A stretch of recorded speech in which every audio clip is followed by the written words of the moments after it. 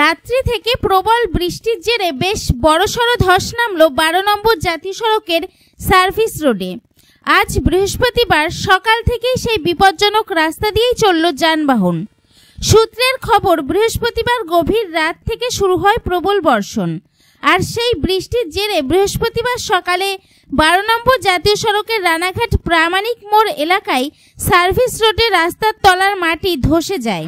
অভিযোগ, মাটি ধসে গেলেও প্রশাসনিক স্তরে কোনো রকম হেলদোল দেখা যায়নি, আর তার ফলেই ওই রাস্তা দিয়েই চলছে যানবাহন। বিপজ্জনক অবস্থায় রয়েছে 11,000 ভোল্টের পোল।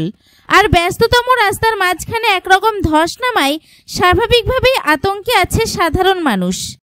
বৃহস্পতিবার গভীর রাত থেকে শুরু হয় প্রবল বর্ষণ। আর সেই বৃষ্টির জেরে বৃহস্পতিবার সকালে 12 নম্বর জাতীয় সড়কের রানাঘাট প্রামাণিক মোড় এলাকায় সার্ভিস রোডে রাস্তার তলার মাটি ধসে যায়। অভিযোগ, মাটি ধসে গেলেও প্রশাসনিক স্তরে কোনো রকম হেলদোল দেখা যায়নি, আর তার ফলেই ওই রাস্তা দিয়েই চলছে যানবাহন। বৃষ্টি হওয়ার পরে সার্ভিস রোড দিয়ে ঢাল দিয়ে প্রচুর গতিতে জল নেমে আসলো, দিয়ে এই রাস্তা সার্ভিস রোডটা করেছে, কোনো গার্ডওয়াল দেয়নি। গার্ডওয়াল না দেওয়ার কারণে বালি কেটে কেটে রাস্তা ভেঙে এই ধসটা নেমেছে। বিপজ্জনক হয়ে আছে। এর মধ্যে গাড়ি চলছে, এর মধ্যে লোকাল বাস যায়, শান্তিপুর কৃষ্ণনগর ভাড়া বাসগুলো যায়, প্যাসেঞ্জার যাত্রী বহন গাড়ি যায়। যখন তখন পাল্টে হতে পারে, প্যাসেঞ্জারের ক্ষতি হতে পারে। এখনো পর্যন্ত সরকারি স্তরে কেউ আসেনি? না, সরকারি স্তরে কেউ আসেনি, হাইওয়ে অথরিটিতে কেউ আসেনি যারা এই রোড বানিয়েছে। তাহলে মানে জীবন হাতে নিয়ে চলছে মানুষ। হ্যাঁ, এখান থেকে বাস গেলে জীবন হাতে নিয়ে, প্যাসেঞ্জার যাত্রী বহন গাড়িগুলো যখন যায় জীবন হাতে নিয়ে যেতে হচ্ছে তাদেরকে।